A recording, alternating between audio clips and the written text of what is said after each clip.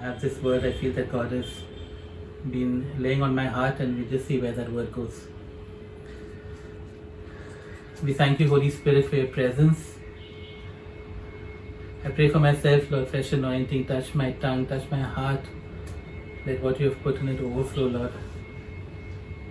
And I pray for each one of our hearts, Lord, to be good soil, ready to receive your word and to move in accordance with your word. Come, Holy Spirit, be our teacher. Pour out fresh vision. In Jesus' name, Amen. Alright, so I want to start with this word from Jeremiah. It's just one verse, and then I want to go to Hosea, which is my main passage. But it's a phrase that appears in both books. Jeremiah chapter 4 verse 3, this is what the Lord says to the men of Judah and to Jerusalem. And once again, whether it was friends of the bridegroom or the guests at the banquet, or pouring out oil, keeping the fire burning, God is speaking to the church. God is not speaking to the lost. Break up your unplowed ground and do not sow among thorns. Today's topic is break up your unplowed ground. Some of the older versions say break up your fallow ground. I'll speak about the difference between that. And do not sow among thorns. And when I first read this, I've actually done Bible studies on it in the past. But as I read this again, it struck me that what had God given the people of Israel? He'd given them land. That was their inheritance. And the fact that the Levites didn't get land, he said that you will not get that inheritance, I am your inheritance. But what the inheritance that the Israelites got was not money or any other possession, it was land. And every family in Israel, when they went into Canaan, there's so many details of every tribe and what were the borders of their land. And within that, it appears that every family, according to the number of people in that family, were given plots of land.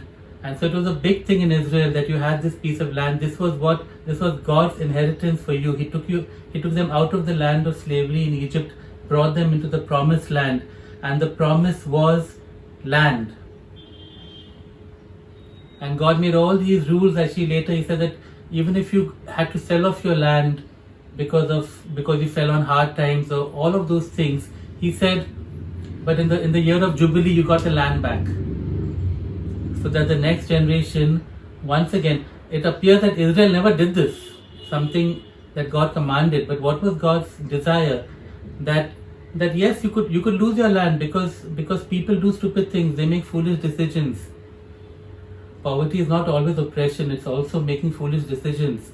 And you could lose your land, but he said the next generation, in the year of Jubilee, the 50th year, the next generation got that land back, that same piece of land that they got when their family entered the promised land.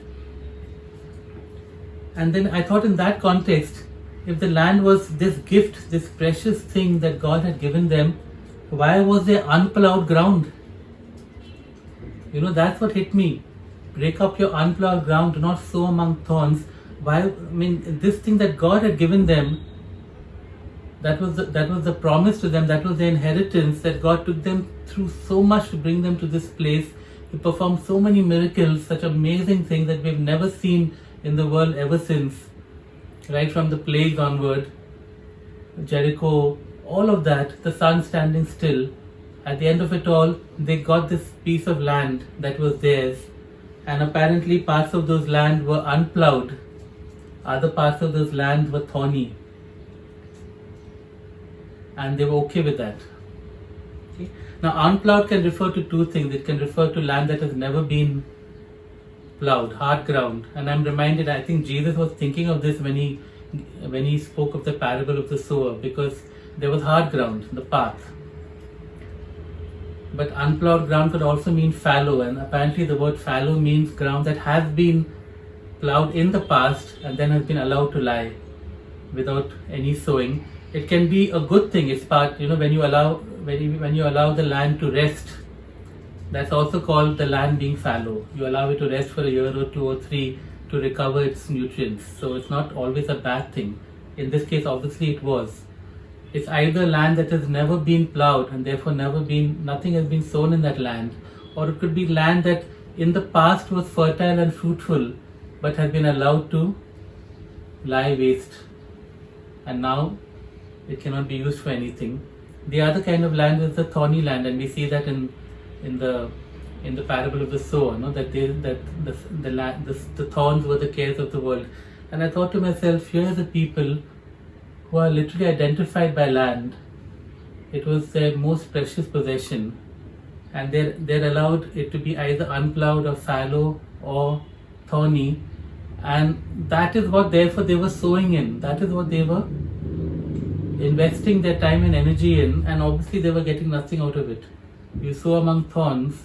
Jesus said in the parable of the sower that the crop that comes up gets stifled by the thorns.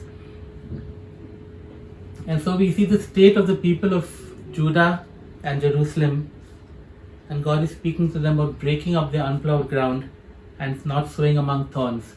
And I want to move here to the second time that we see this in the Bible, and it's in the book of Hosea. And that's my passage for today, Hosea chapter 10. It'll be good if you either go to it or somebody puts it up there. Hosea chapter 10, verses 12 to 14a. I just want to speak on that for a bit today. Hosea chapter 10, verses 12 to 14a.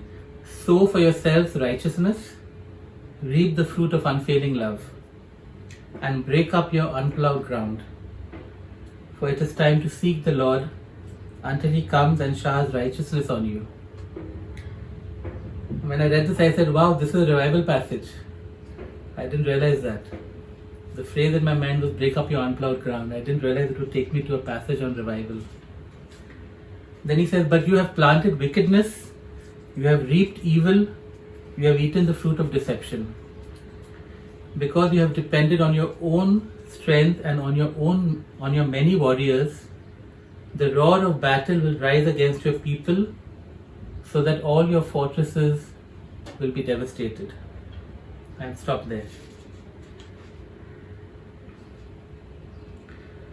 First you see in verse 12 versus verse 13, you see this typical example of parallel or contrast. This is what God is saying to do, but this is what they have done, or this is what they are doing at that time, which is why God is saying do something else. Okay, and that contrast tells you, just emphasizes, amplifies what God wants us to do, or what God wants to do for us. Okay, sow for yourselves righteousness, but what do you say? You have planted wickedness. That is the contrast. Reap the fruit of unfailing love. I'll just go in detail on that later. But instead they have reaped evil and they've eaten the fruit of deception, which is of course part of what they have reaped. Then he says, it is time to seek the Lord, instead of which what have they done? They've depended on their own strength and on their many warriors. They have sought human and worldly ways of solving their problems. They've put their trust in their own strength, in their army. And finally, what was the result of all of that? Therefore, if you seek the Lord, He will shower righteousness on you. However, because they depended on their own strength and their many warriors, the roar of battle will rise against you.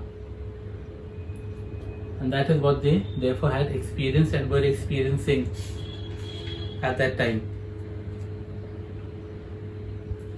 We recognize we have planted wickedness, we've reaped evil, we've eaten the fruit of deception. That word deception is both lies as well as just leanness, infirmity.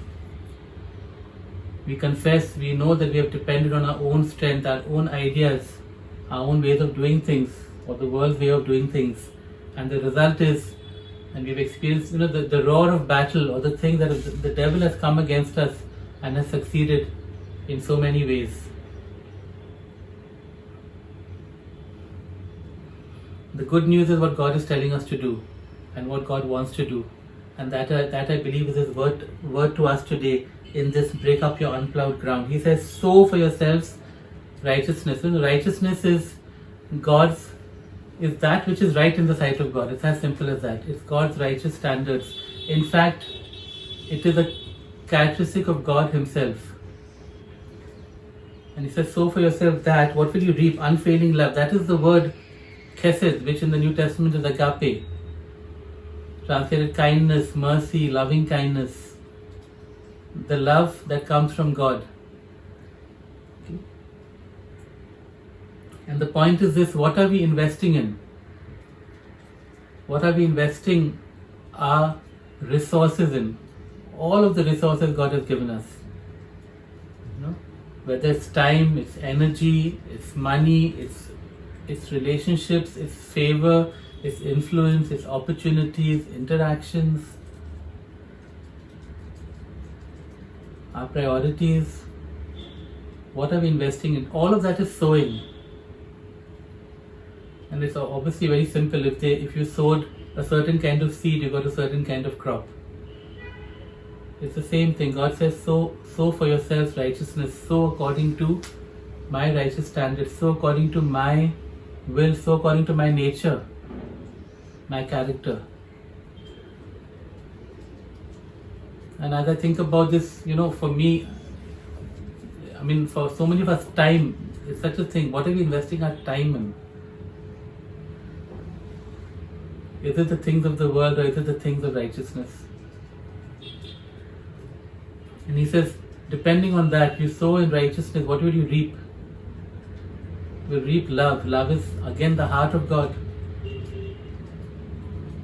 Reap the fruit of unfailing love. That word actually almost means to eat the mouth of love.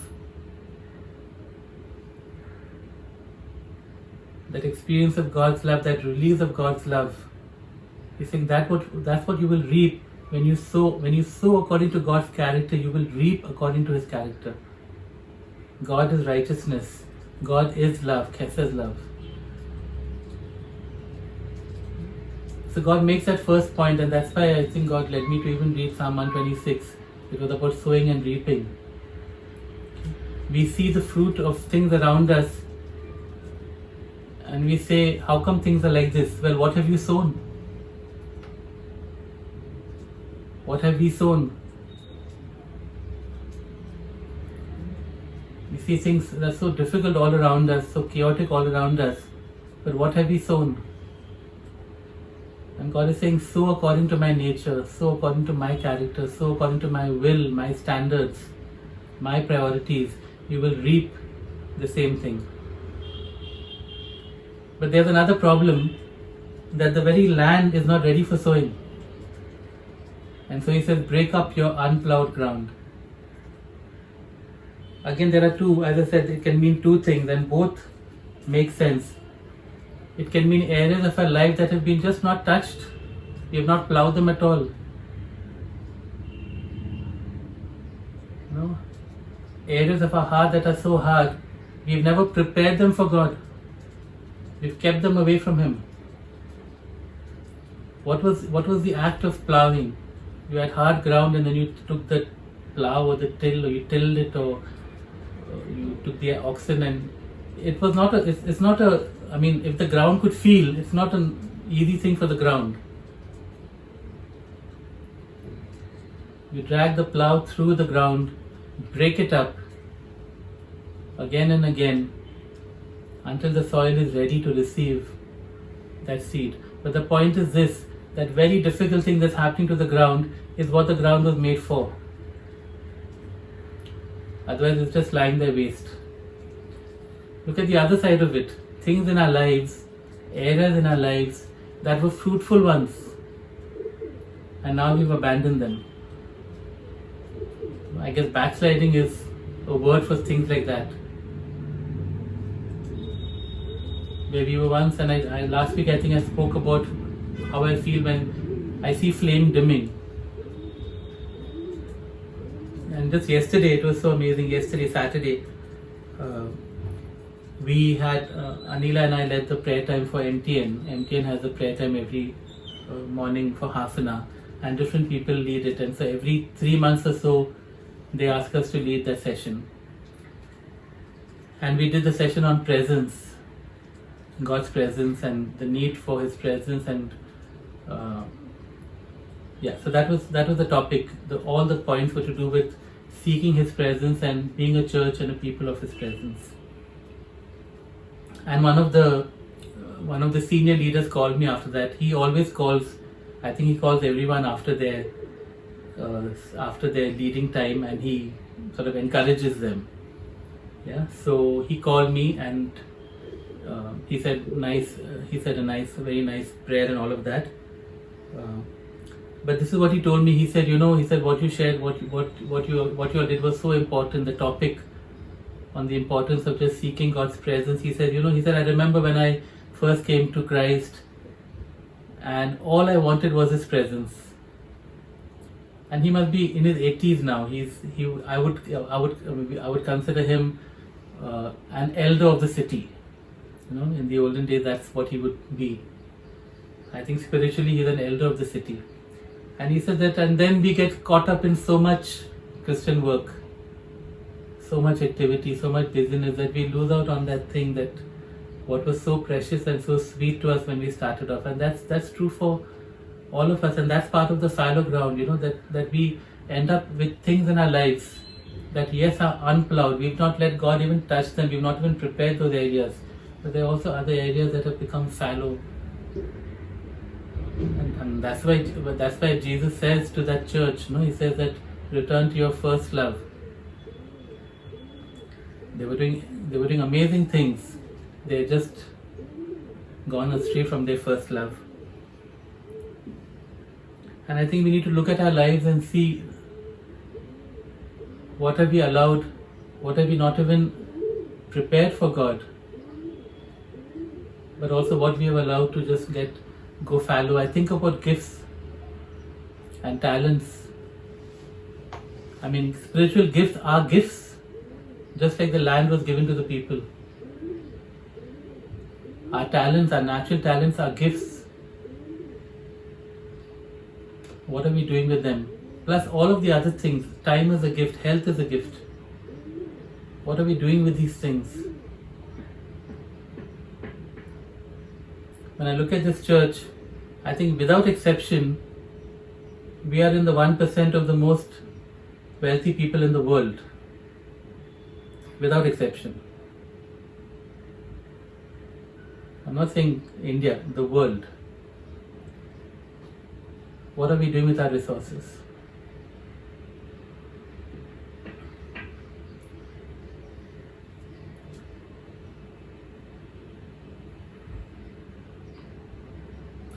Recently, and I've shared this before, I'm so grateful that God pushed me into this writing, because that was fallow ground. That was a gift that was just lying there. And if you know me, whenever we prayed about gifts, I would say, God has given me the gift of writing. And I need to, I guess, maybe those 20 years of people praying for me and saying, okay, God, use this gift. Every year or so, there'd be one prayer time where one prayer point of mine would be, yeah, God has given me this gift of writing. I don't do anything with it. I'm too lazy to do anything with it.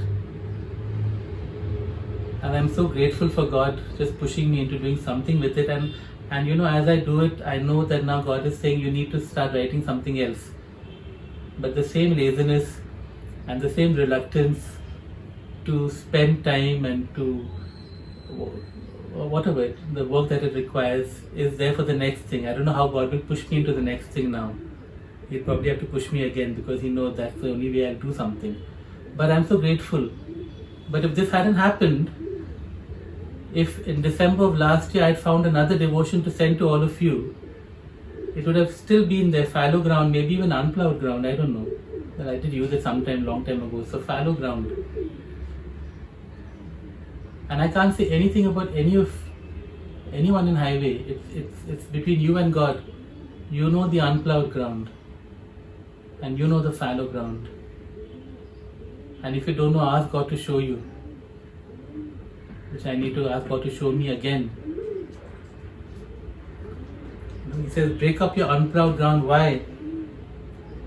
For it is time to seek the Lord. Isn't it always time to seek the Lord? But sometimes there are these kairos moments when God has decided It's time.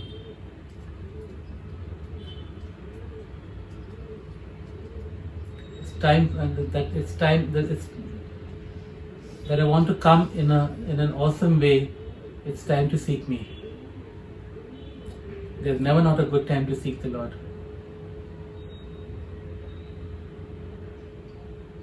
But you see that He's speaking to us, as He spoke to them in that season, He's speaking to us in this season saying, break up your unplowed ground.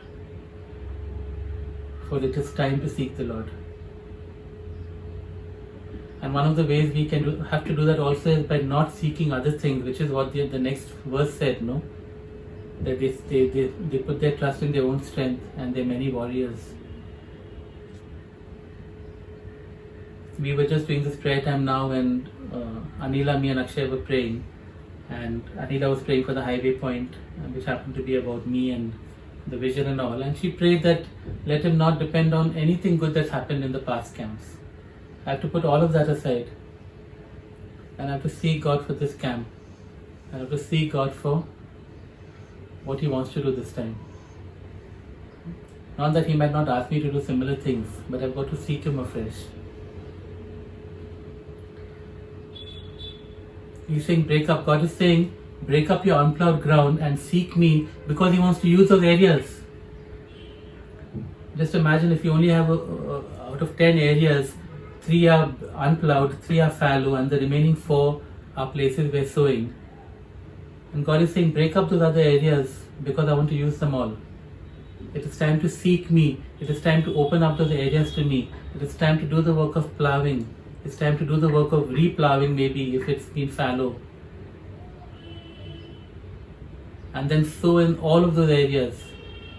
It's time to seek me because I want to come. And what does He want to do? He comes and showers righteousness upon you. That word shower is about force. He wants to come in force. And I contrast it with the roar of battle. Like what happened at Pentecost. Pentecost, there was a roar, there was a mighty sound of a wind. And that's how the Holy Spirit came.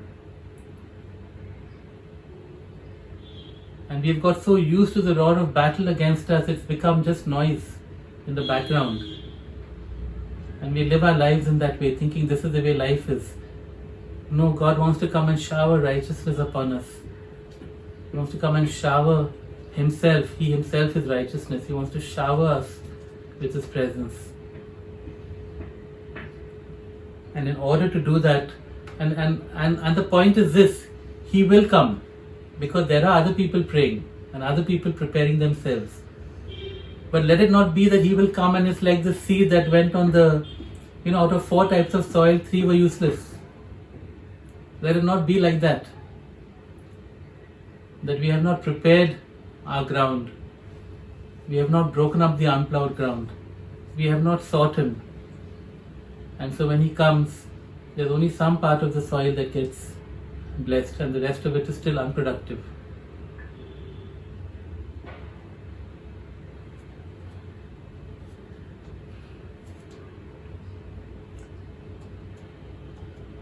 I think God is constantly challenging us because He wants to do these amazing things through us.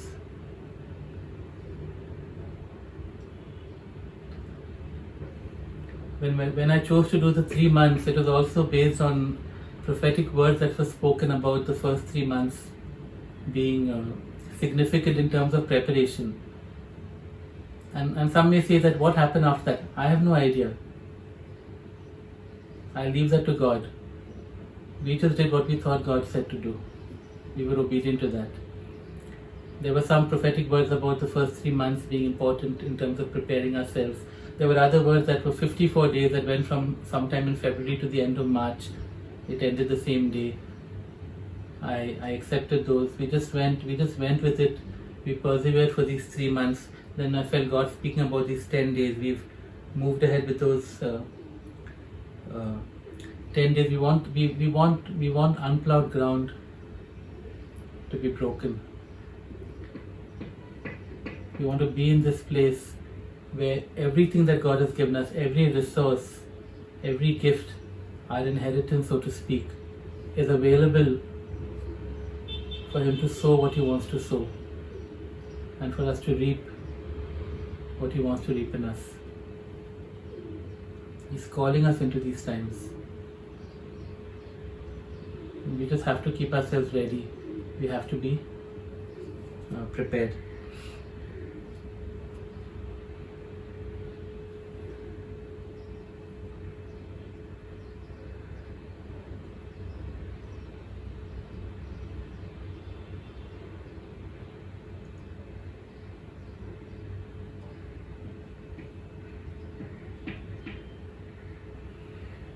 I want to encourage each one of us.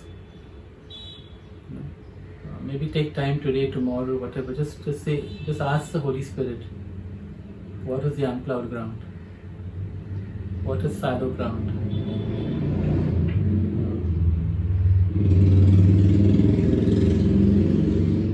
And then ask Him to come and do that work of breaking.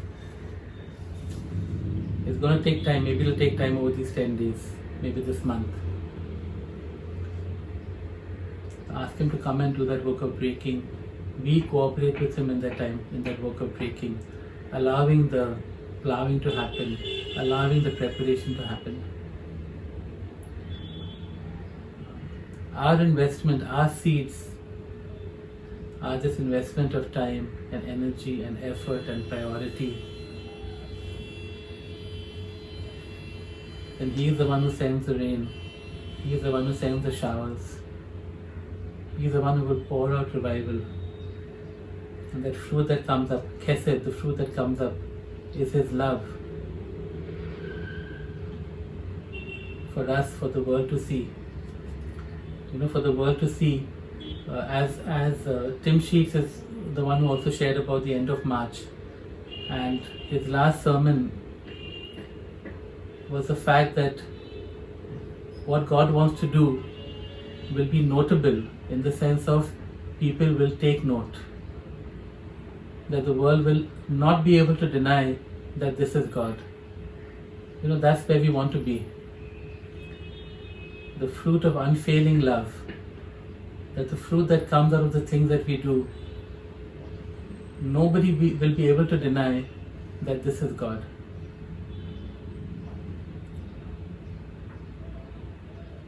When revival is poured out, revival fire, revival showers, revival presence, you just see it in history throughout. No one can deny that this is God. That is the amazing thing that God is calling us to. And for that His instruction is this: break up your unplowed ground. Do not sow among thorns. And from this verse, for it is time to seek the Lord until He showers righteousness upon us.